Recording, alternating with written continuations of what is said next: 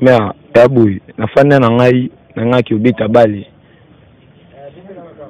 ki obeta bali siko nakuta na bakamani na bavina nga bakamani nga bakoti biso na kata mutu ka biso toki réunion nsima réunion wana tokoma kata réunion babisa biso toki catholique bapesa biso 10 à chacun tolia kuna tolala kuna apolobi na ngona tongo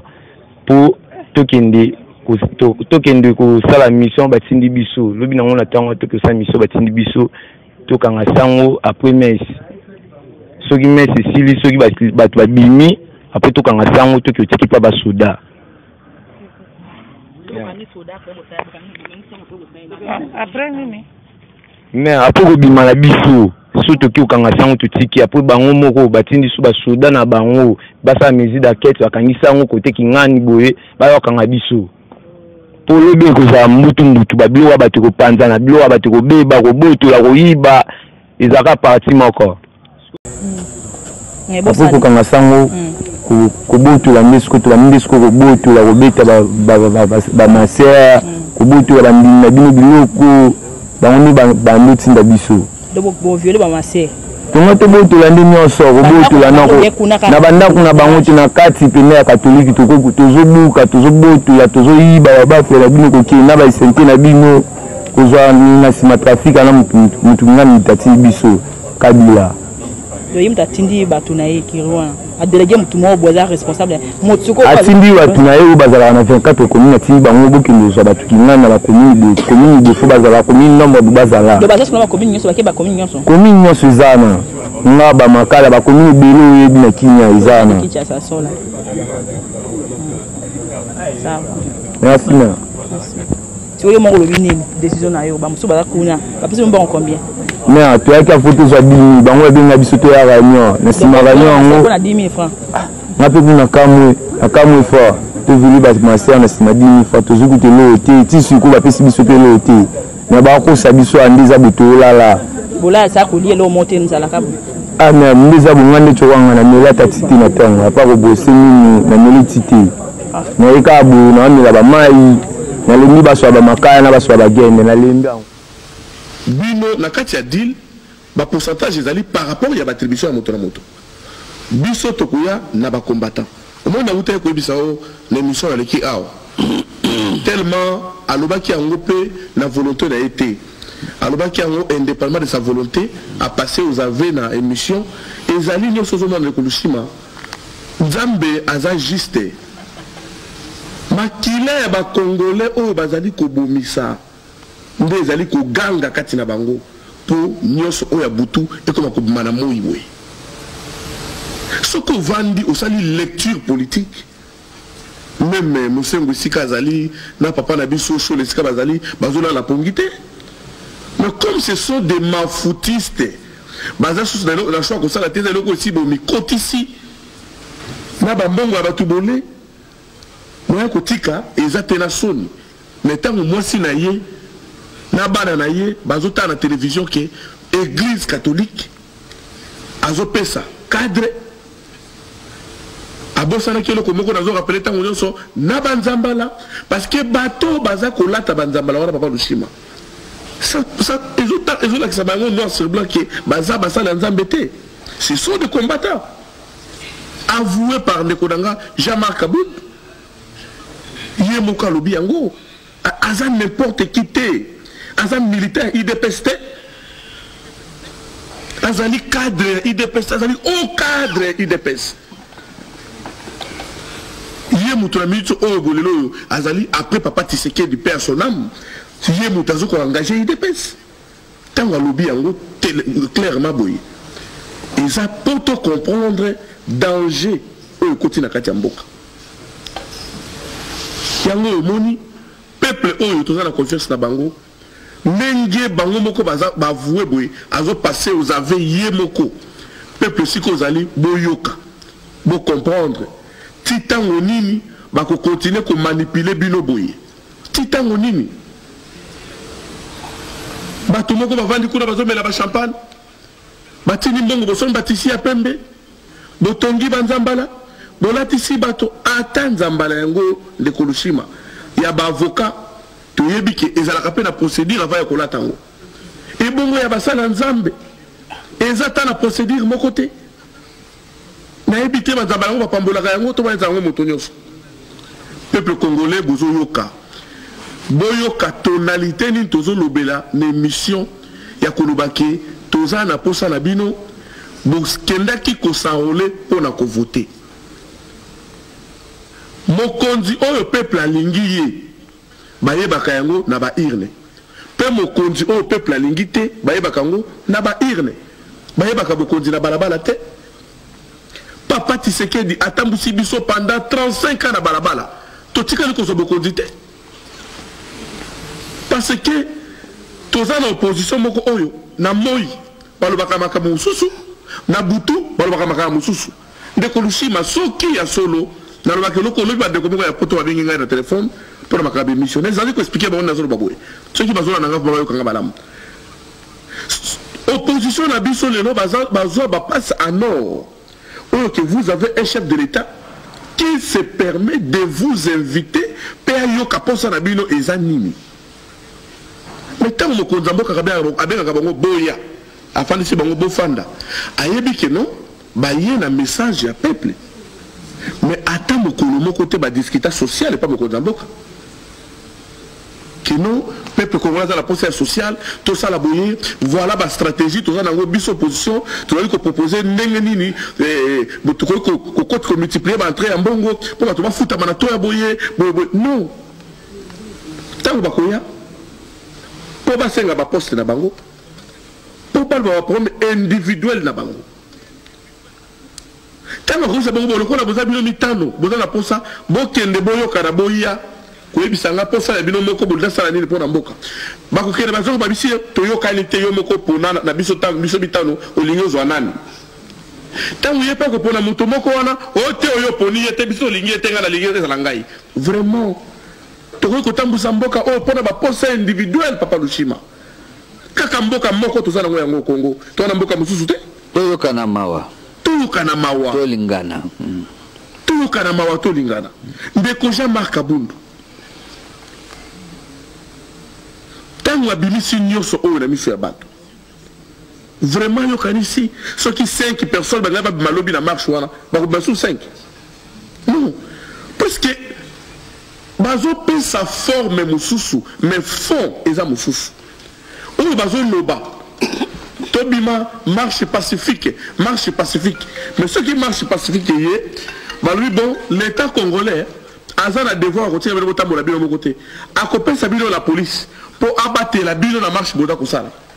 bango moko wana bakobanda ko menacer police bango nde babanda ko menacer police pour mission na bango ezali makila etanga so makila etangi te ba ONG na bango ko enregistrer ndenge nini bango sepela nani ke basali musala na kacho maloba te loko lobi likambo bandeko biso susi na biso eza kimia eza na mboka obi eza na bilenge moko bayeba Papa Lushima baluki ngalobi baluki Papa Lushima oza wapi Papa Lushima yo loko ozaka na courage wana ya koloba papa boyebisa bakonzi abi eza na boko ba combattant babi journée oyo ya lobi basi basali opération moko tozoba mpona kobangisa bato te parce que nayebi te moto ya mabe ndenge tolobaka moto ya mabe akobangisa moto malamu te soki likambo ezali entre bacongolais bokoki kosarrange bokoki kosolola biso toza bato ya art bapalabre n'est-ce pas ari Papa Lushima ndenge ezali aboye bozoka déjà marche aux pacifique qui même tout ça droit de l'homme tout ça marche pacifique et tout ça mais comme tout yoka déjà basi ba tozoka ba konzi tokolika bazolanda basi ba préparer à part ce qui ba arme mususu ba koyiko zanango ezana ba arme bazobengaka déjà enfin opération hein, donc c'est une opération c'était Nalibaya. Opération c'était Nalibaya. Non, tu n'as pas expliqué quand on a Libaya. siko moi so simbi libaya boye na suka kuna babeti sete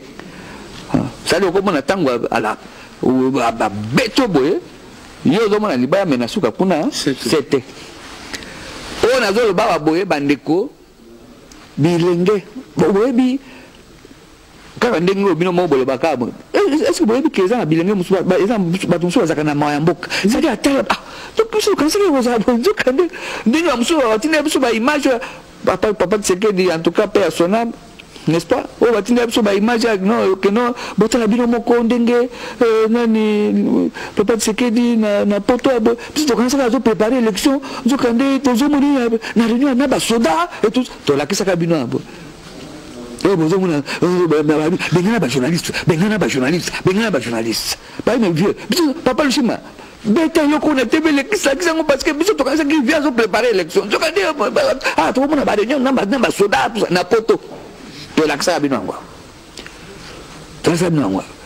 alors quand on dit pacifique ils appellent ça pacifique démocratique mais ceux qui va lobby pacifique et puis na si mais comme ils sont non tout ça on buka on attaquer bateau tout ça wana malamuté peuple congolais to la muka oui malamuté ndeko soki sakité soki sakité ndeko parce que moni tant toujours ba makambo yo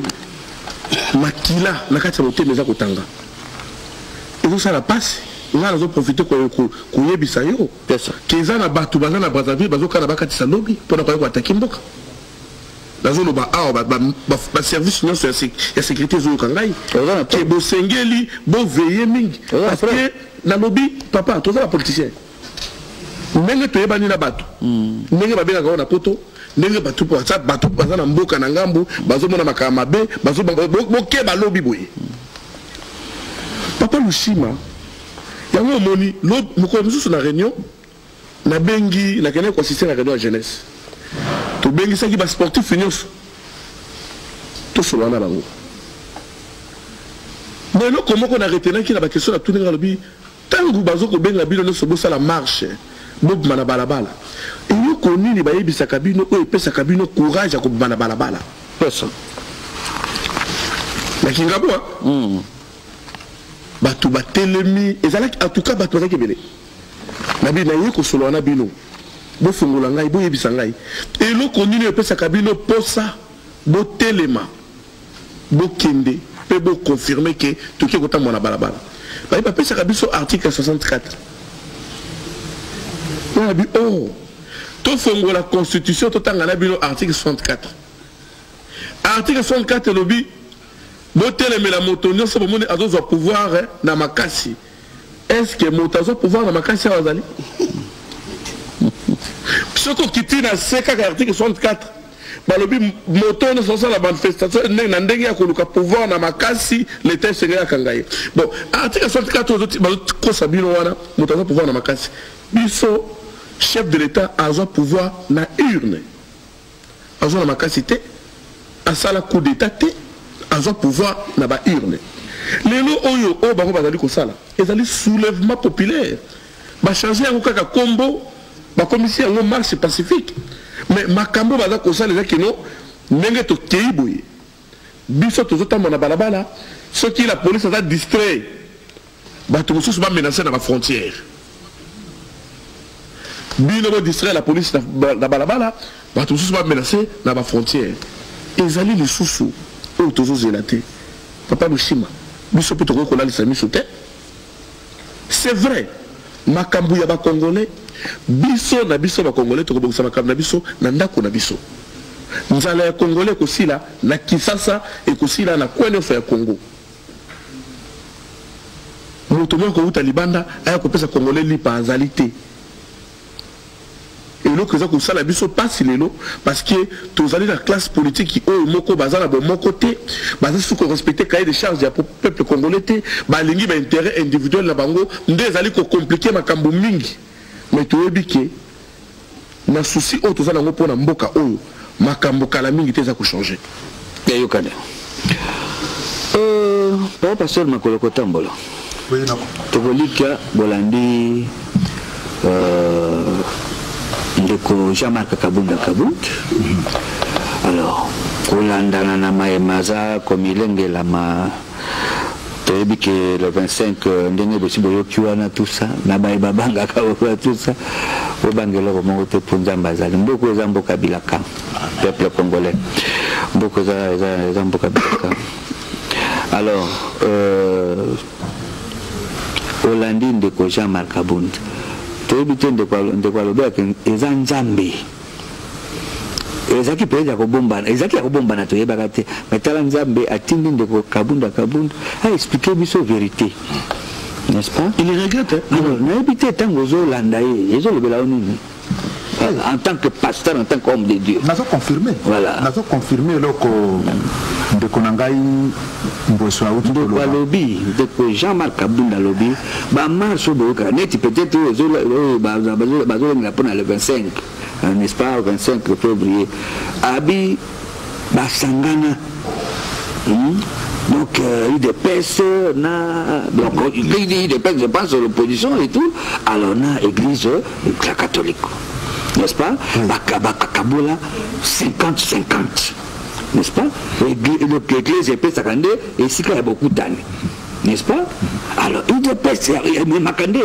combattant. Ne pas bakissimo. Le pas dans la preuve te bon to na preuve de preuve soit na comme soit to na preuve de konanga limbisanga. Alors yangwana alors donc il dépêche mais Makandé combattant, n'est-ce pas? Alors le belébé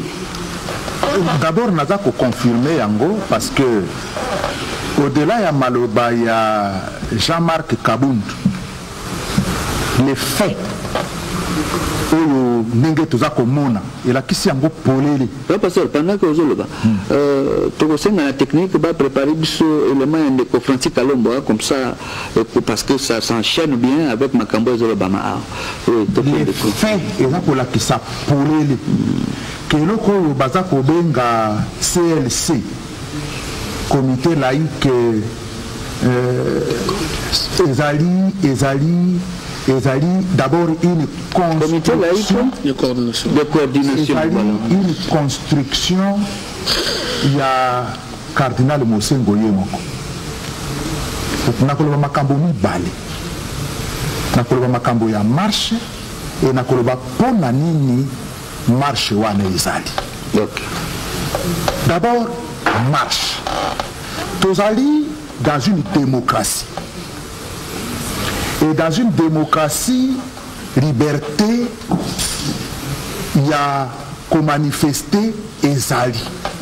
Moto moko apekisi moto aloba azalite. Pour ceux qui nzamba apesa kibiso minoko po tolobaka. Moto oyo awa na République démocratique du Congo apekisi sango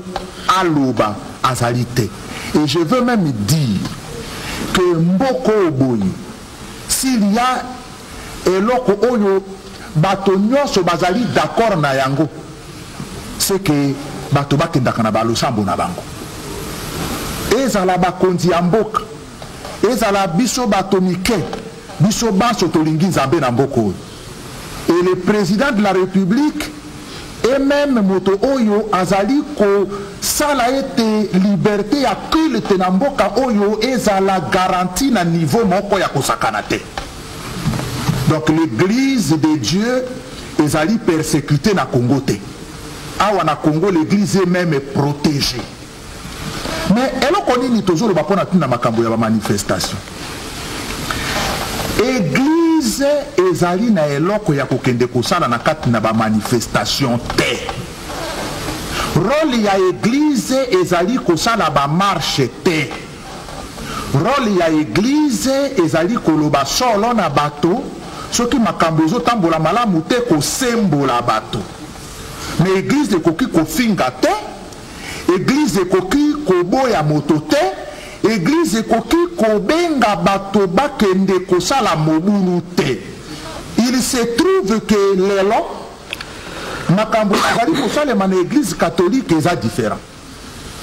Déplace au Jean-Marc Kabunda alobi. L'église catholique, en fait, toujours bapona ba catholique et baso te,